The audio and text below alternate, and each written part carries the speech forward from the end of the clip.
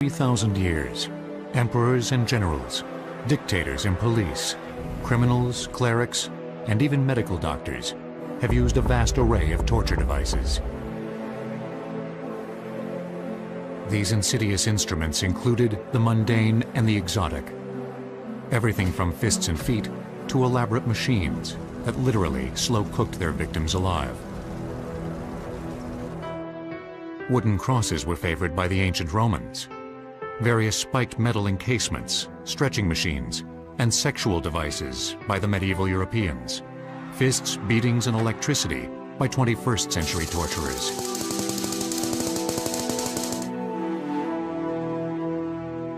When it comes to a definition of torture and torture devices, there is little disagreement among experts.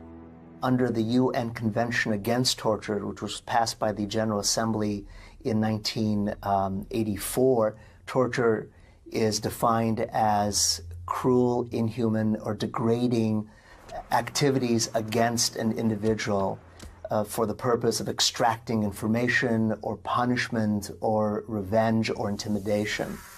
A torture instrument is essentially any instrument that's used to inflict forcible pain on a human being. What kind of person tortures another human being? And who among us would be inspired to create an instrument of torture and then actually use it? People often imagine that the torturer is some sort of psychopath. But in fact, torturers can be highly educated people who come out of universities, who have studied music and art and philosophy, and they can also be brutal people who come out of the prisons and are used by the state to act as torturers.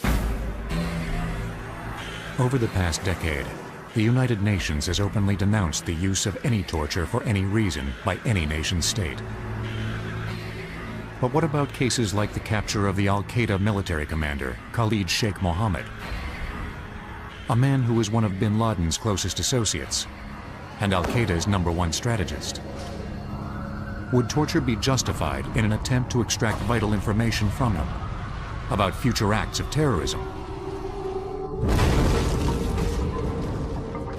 Or to gain the names and locations of other terrorists in his vast network?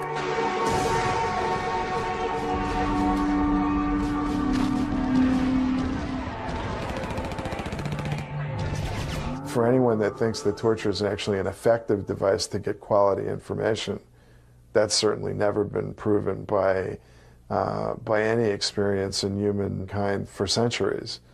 Torture gets people to say anything to make the pain go away. Experts tell us that the same is true when it comes to extracting confessions to a crime. Confessions extracted under torture are notoriously bad.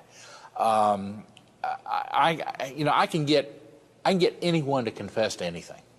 If you give me enough time, I bet you I can get you to confess to anything I want you to confess to. It's just a matter of time because people have a breaking point. In fact, in early 2003, in the state of Illinois, Governor George Ryan commuted the sentences of prison inmates whose convictions were largely based on confessions extracted as a result of torture. Torture that included electronic shocking devices. These electronic immobilization devices, or EIDs, were originally developed in the 1970s. They were designed to be used as non-lethal restraint devices for police forces and prison guards who were dealing with dangerous criminals. They are still lawful for this purpose, but over the last 30 years, they have risen to prominence as illegal torture devices for a number of governments, military organizations, and police agencies who are trying to hide their torture activities. What a lot of the electric shock technology does now is it doesn't leave permanent marks.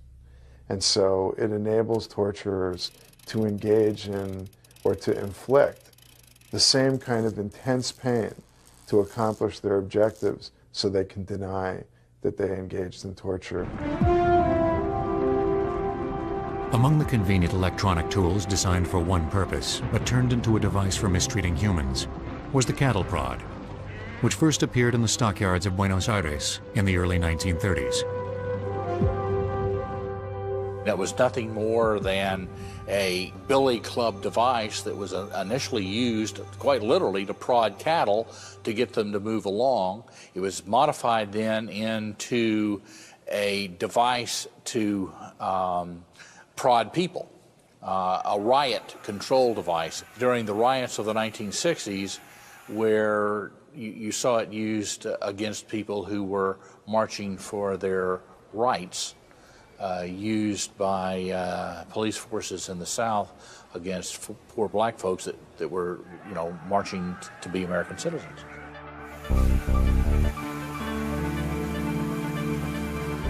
A modern cattle prod delivers a mild shock at the point of physical contact by means of a low-voltage electric current sent across 2 electrodes. Experts say this small amount of electricity does not harm cattle, but it does deliver a reasonably painful shock to the smaller human body. Stun guns are another story. A stun gun is a small, very concealable handheld device that enables an individual who is in close physical proximity to another to deliver a debilitating charge of electricity to them. You actually have to physically make contact with the individual and this device to generally incapacitate them. About the size of a typical flashlight, stun guns have a fairly simple design. They generate a high-voltage, low-amperage electrical charge. The power source is ordinary 9-volt batteries that supply electricity to a circuit that includes multiple transformers. These components boost the voltage in the circuit, anywhere from 80,000 volts to a high of 720,000 volts. Enough electricity to trigger 1,000 garage door openers.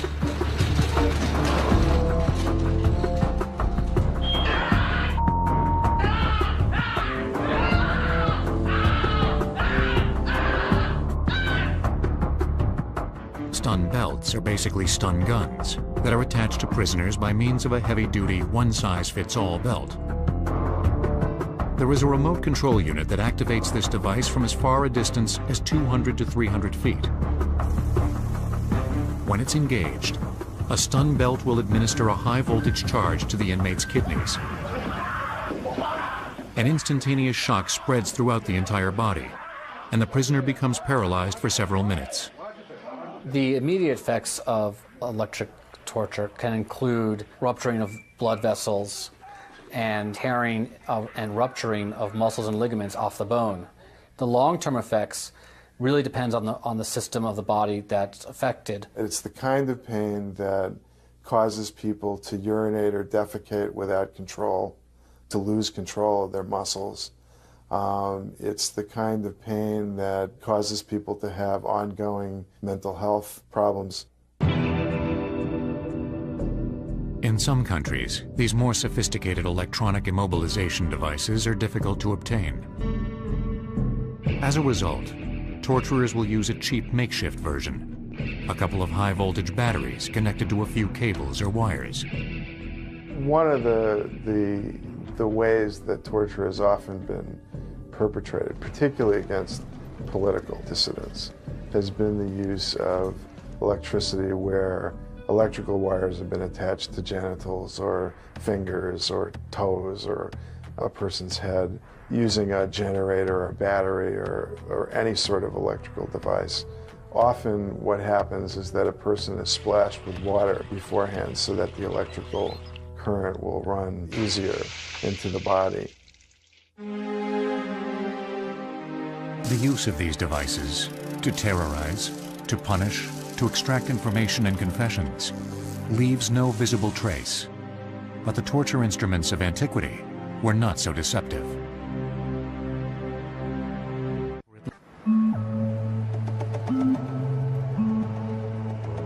In the 21st century, governments claim that the practice of torture is despicable and horrifying.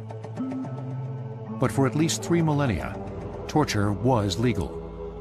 It was a commonly used method of punishment, not only for criminals, but also for innocent slaves and foreigners. Over 3,000 years ago, the Chinese Book of Wisdom known as the I Ching spoke of a punishment called the Shi Ho in this way. Shin Ho, biting through.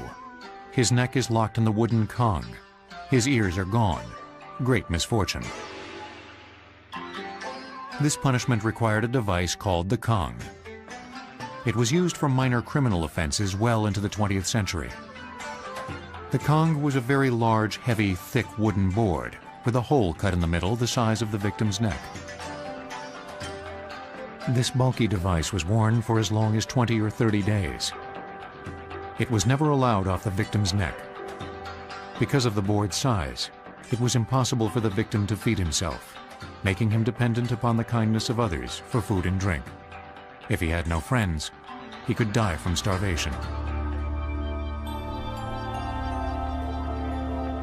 In 1300 BC, in the Mediterranean world, the Egyptian pharaoh Ramses II is said to have tortured Hittite prisoners by flogging them with whips made of ox leather, weighted with bone splitters or metal hooks and spikes. His purpose was to extract information about their battle plan against Egypt and the location of their forces. The ancient Assyrians also practiced horrifying brutality, not just in warfare, but against their own dissident citizens. We have, for example, an ancient story of a village that tried to revolt against the Assyrian Empire. And the Assyrians rounded up the leaders of the revolt, flayed them alive, spread their skins on the city walls as a warning. We know this story from Assyrian sources. In other words, they wanted the story to be known. They wanted people to hear the horrific results of any who would oppose them.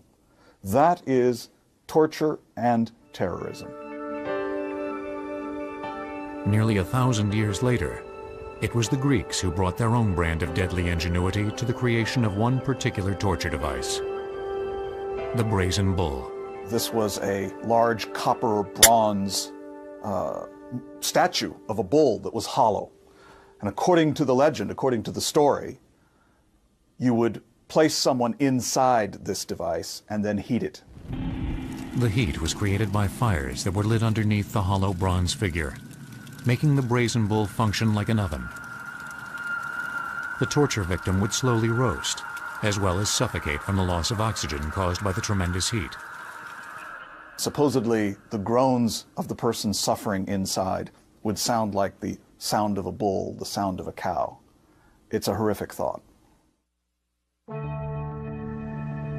A few centuries later, the Romans became known for using torture with a vengeance throughout their far-flung empire.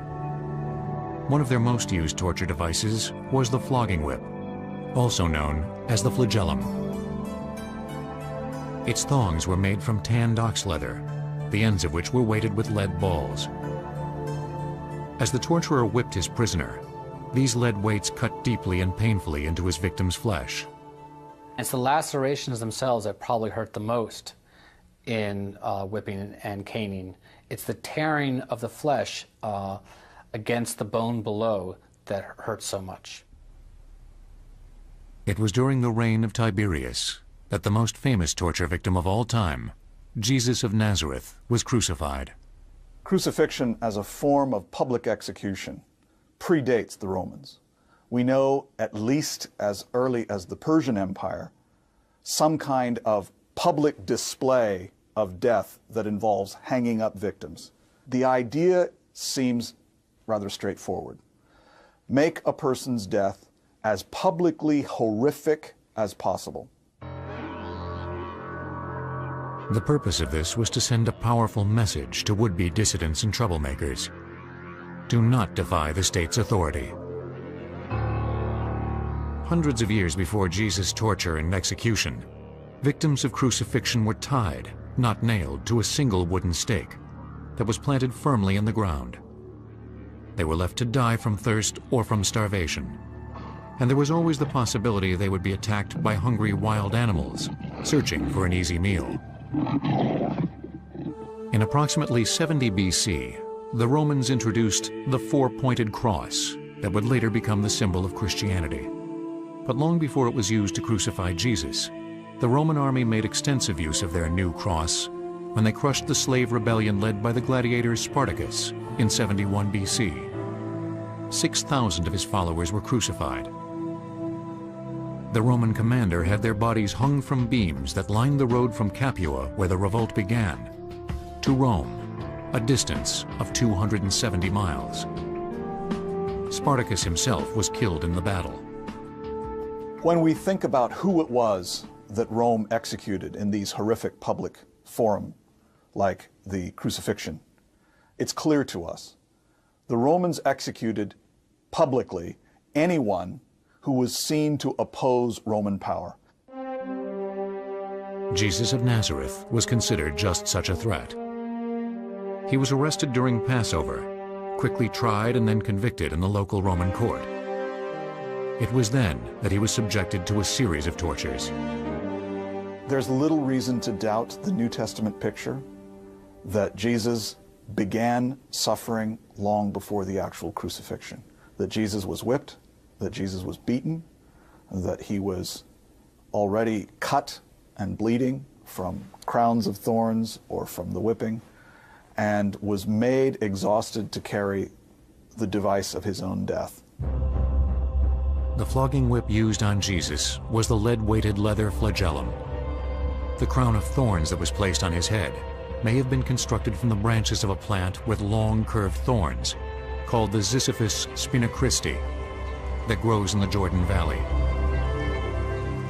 His final torture took place on the wooden cross.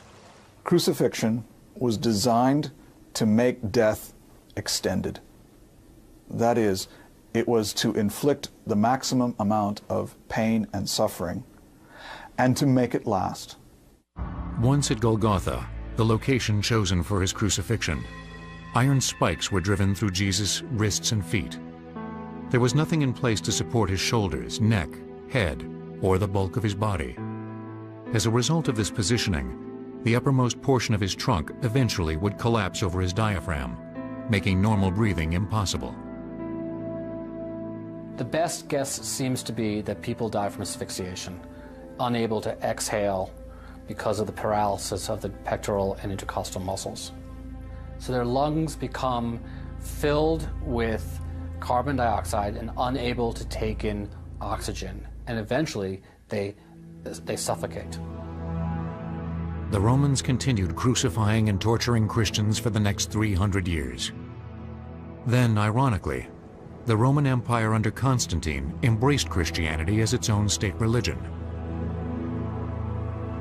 But as the years passed, Christianity itself adopted the use of torture, sending the imaginations of inventors of torture devices to new levels of darkness. The creation of tribunals to suppress opposing viewpoints has a long tradition. Clerics, kings, and even United States senators have employed state-sponsored courts or inquisitions to root out the heretics and non-believers. In the 15th century, it was the Spanish royals, Isabella and Ferdinand, who gave what became known as the Spanish Inquisition its place in history, as a harsh and deadly exercise of combined church and state power, dedicated to torturing those citizens who it named as heretics. The state, or the secular, has always been involved in torture to some capacity. When we think about the Inquisition, we often associate it with the church. But the Inquisition was really the church and state working hand in hand, often for the purposes of the state more than the church. Under the guise of establishing unity in her homeland, Queen Isabella asked for and received the Roman Catholic Pope's permission to purify her subjects. Spanish citizens of every rank and class had three choices: to accept Roman Catholicism as their religion, to leave Spain, or to risk torture at the hands of the Inquisition. It only took 2 adult men to identify somebody as a heretic. At that point, they could be tried. But before a trial could begin, a confession from the accused was required. That's where torture became necessary. A typical torture session during the time of the Inquisition would often involve a number of different tools that would be present. And there might be a number other people present participating. And it's very also important to note that there'd be other victims who are both in the process of being tortured or yet to be tortured. The face of torture during the Inquisition was the Iron Maiden, manufactured in Germany. It was a man-sized container fitted on the inside with sharp metal spikes, a torture device that was well known and deeply feared, not only in Spain, but in all of Europe. There was a great deal of craftsmanship, ingenuity, and knowledge of the human body to produce and design the Iron Maiden. As you open up, you'll notice that these spikes inside are placed in very strategic points intended to miss the vital organs. This was done to ensure the victim would remain alive as long as possible, all the while experiencing tremendous pain and suffering. While the Iron Maiden may have been the face of the Inquisition, it was generally thought that the rack was its workhorse. The rack is one of the most common forms of torture that we know, in terms that you can use many different methods in your process, in your torture creation. The first element is the crank at the end. Now here is where you would tie the person's feet, you would slowly add more tension to the point of elongating the body. They would be rolled across these spikes that would be much sharper, of course, at the time. And then at this end, the hands would be locked down and really leaving the victim exposed, and often, of course, naked. And at that point, any number of things can be done.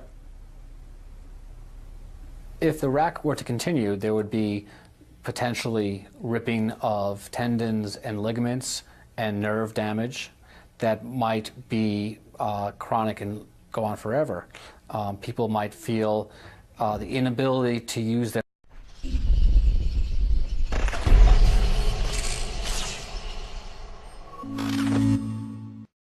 hands or their lower extremities. They might feel numbness, constant pain in their fingertips or toes.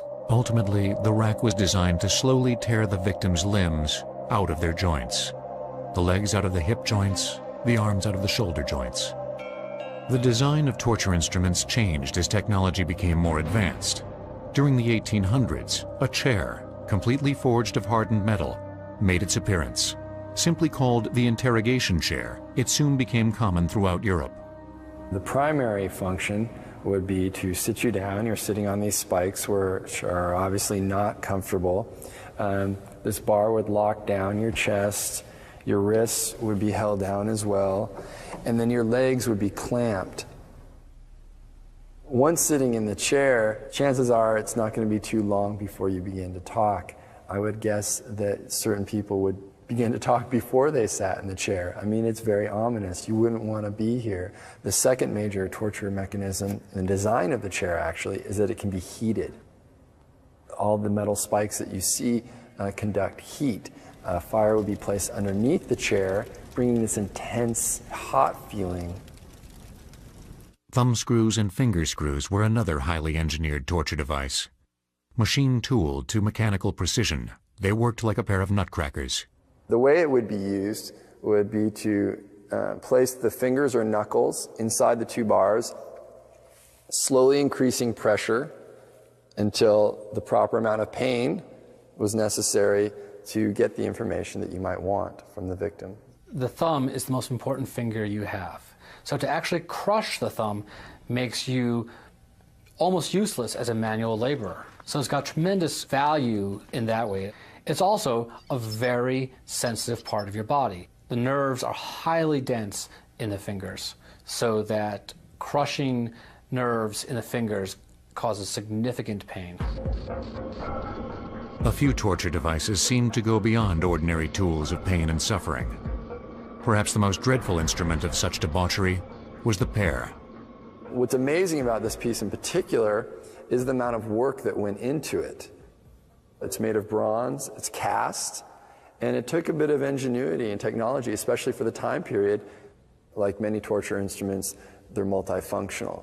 In an oral capacity, it would be placed into the mouth and slowly opened for those who had uttered heretical comments. Now, for those who had committed homosexuality, it would be placed in the rectum. And again, slowly opened, increasing the pain. In the case of women, it'd be placed in the vagina, and again, slowly opened, and to the point where these points would puncture the uterus. Across the Atlantic, in the New World, Native American nations had mastered the use of torture devices that were far less elaborate than the Iron Maiden or even the rack. But the basic reasons for torturing prisoners remained the same: to punish and to terrorize. In the East Coast, we do find lots of evidence of using shells to flay people alive, usually while they're tied to a stake. And oftentimes that was followed by burning or boiling the stripped flesh in front of the victim. Among the Algonquin, it was the men who would capture the victims and tie them up. But it was often left to the women to perform the actual torture. Some of the burning was akin to what was happening in Europe in terms of burning at the stake. Having a low heat fire slowly smolder under the victim's feet. Other times the torturers would insert pieces of wood into various parts of the body and set them on fire. There's accounts of people placing them under the fingernails, in the mouth, in the ears, in the nose, anywhere where you could have a non-fatal burn, so to prolong the agony of the victim. Very often, the length of the torture itself was determined by the victim's behavior. There was honor for those who stoically accepted the pain. It's the people who cried out, who expressed some sort of fear. They could expect a much longer torture session before ultimately being killed, but usually death was the ultimate result. By the mid-19th century, in Europe, Great Britain, and the United States, there was a groundswell of popular sentiment against torture. In 1864, the Geneva Convention was drafted. It was an international agreement that, among other things, prohibited the use of torture. But rather than bringing the practice to an end, it would slowly drive it underground.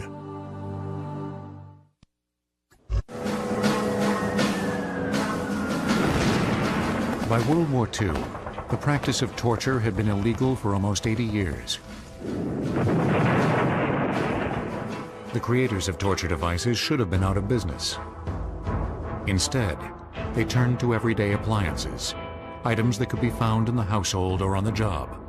The amazing thing is the common devices, the things that you use in your everyday life, things that you find at home that become suddenly violent, sick devices of torture.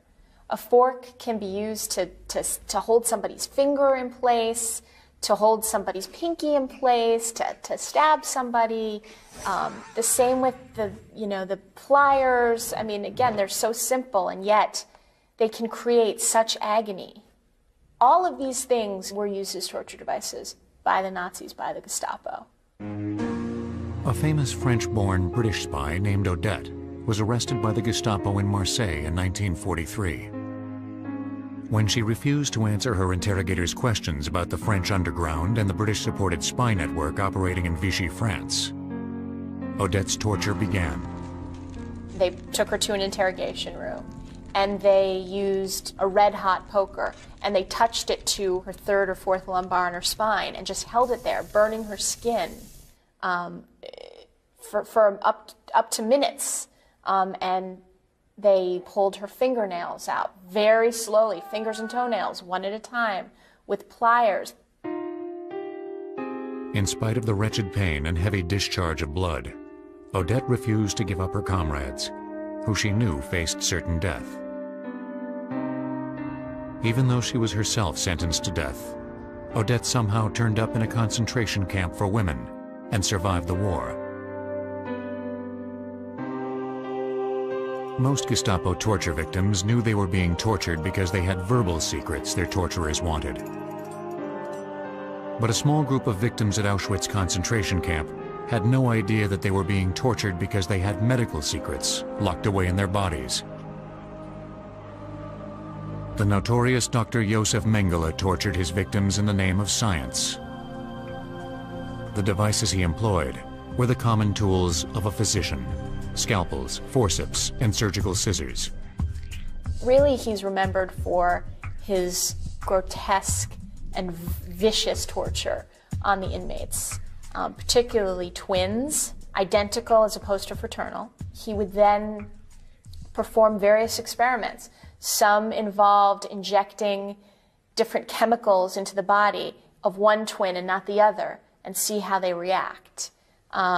He also wanted to take tissue samples from the major organs, and this was often done, you know, in the most brutal way. One of Mengele's most horrifying tortures was placing some twins into a vat of near-boiling water for a period of time, and then strapping them onto a table so that the softened tissue samples could be more easily sliced away, without the benefit of anesthesia. There were 125 sets of twins in Auschwitz in 1944. By the end of the year, only a dozen or so survived. This is how monstrous a man, the experiments and all of these things that he performed, this is his legacy, really. And of course, he's never caught. I mean, he got away. Mengele vanished in 1945 when Allied forces liberated the camps. Despite international efforts to track him down, he was never apprehended. A 68-year-old man who died in Brazil in 1979 was later identified through DNA as Mengele.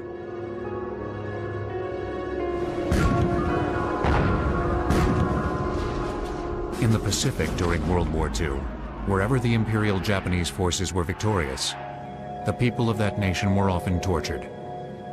It made no difference if the victims were civilians or military POWs. The most common instruments of punishment were the canes and whips they used to flog their prisoners.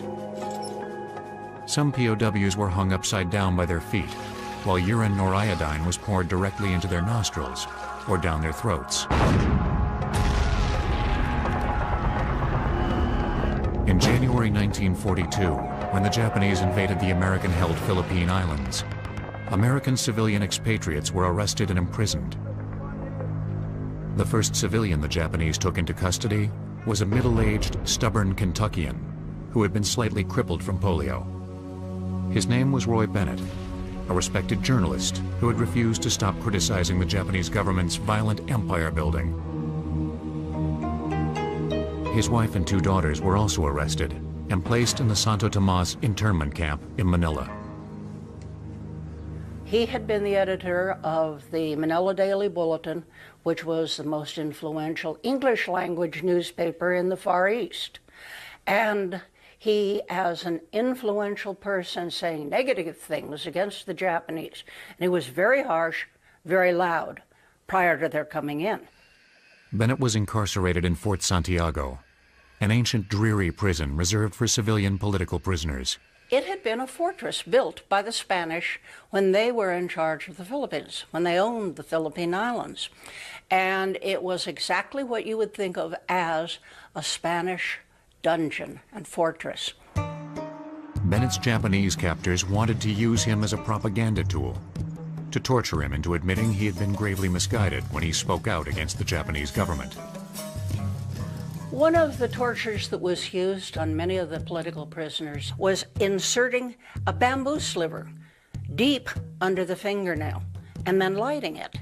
But probably the most common physical torture was simply beating them. The beatings were administered by just about anything at hand, including their hands.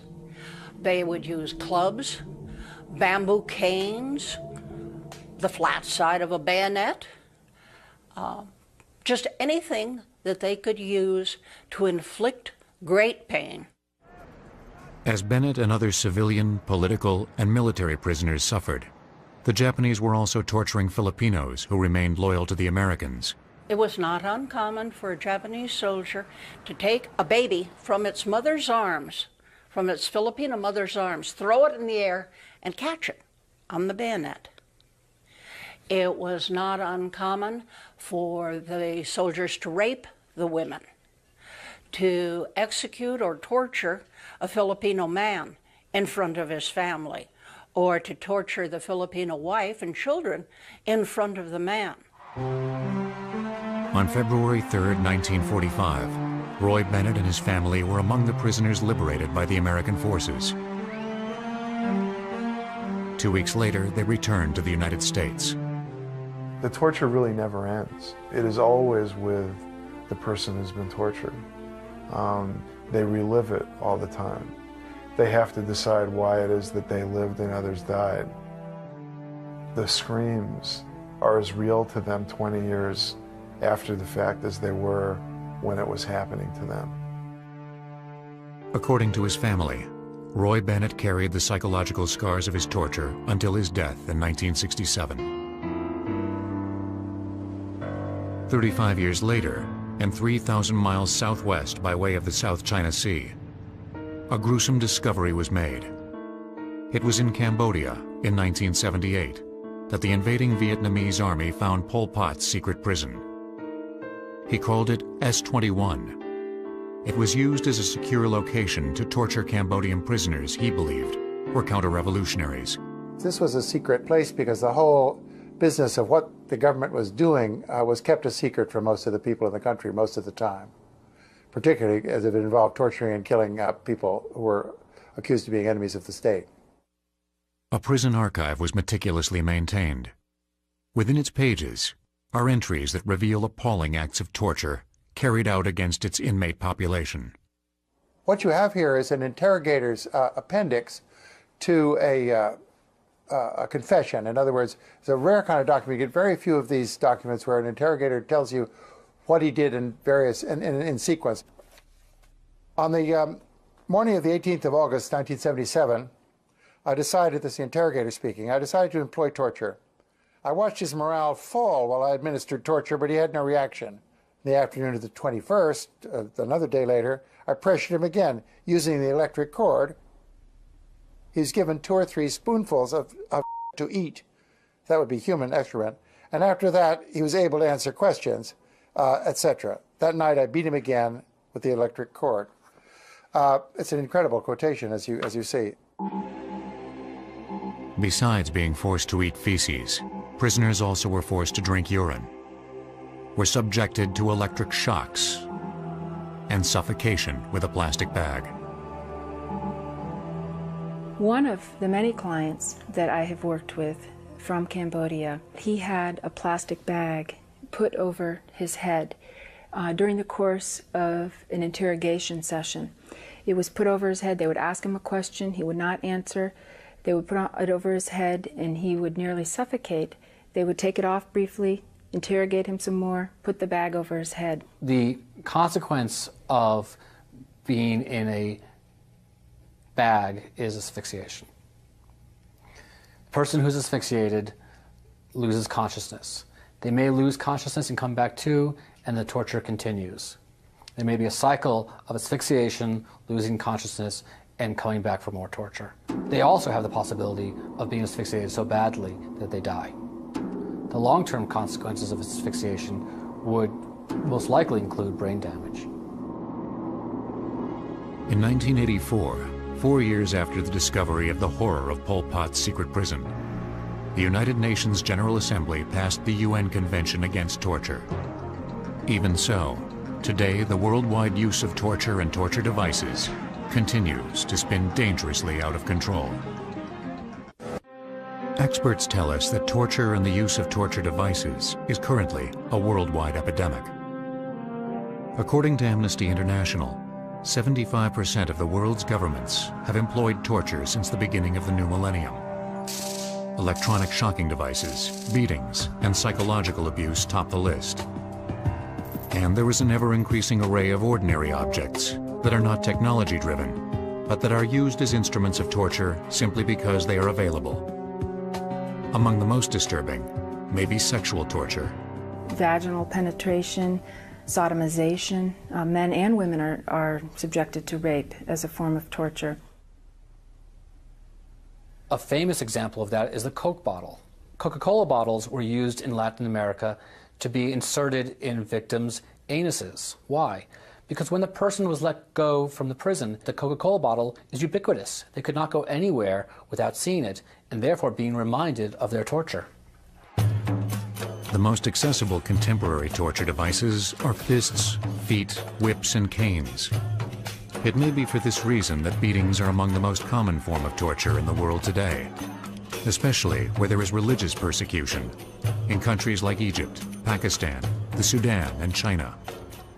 One famous form of torture that occurred for a long time and still occurs throughout the world is falanga, which is the beating on the soles of the feet with a blunt object like a cane. What happens short term is tremendous pain and bleeding in the bottoms of the feet. But after that heals, for months and even years afterwards, the torture survivor has pain just walking on their feet. Beatings are sometimes accompanied with degrading acts of obscenity. A somewhat typical incident involved 3 Ethiopian women. First of all, they were stripped of their clothing. They were hung upside down by a pole, just an ordinary pole. And then they were whipped with cords. When they screamed, they would have socks put in their mouths. Sometimes they would be bloody socks, sometimes vomit-filled socks, and this is a very typical form of torture. In my experience, there are a wide range of implements and other objects that have been used to torture individuals. To name a few, iron bars, sometimes that are heated up and applied to the body, cigarette butts, batons are quite common, rifle butts. I've had clients who have been, their bodies have been pressed against hot burning radiators. Often the key to the successful use of a torture device is the torturer's skill in keeping his victim alive. Persons who have been tortured, certainly those who are being tortured for political purposes, are sent out into the community as symbols of what will happen to others if they continue to be in opposition. You need to be alive for that. And you need for the community to see you as a broken person. The use of torture devices remains a shadowy business. While civilization's enemies may be arrested and tortured, legions of innocents are left to suffer the same fate, sometimes for years on end. With the threat of violence on the increase, it is likely the use of torture devices will increase as well. Ultimately, what people can really do to help resolve the issue of torture in our world is to gain a new understanding of it, to accept that it exists, and to become educated, because it's real. And the more educated we are about it, the more likely we are to do what we can to resolve it. This is a dark side of our humanity that we need to deal with and better understand.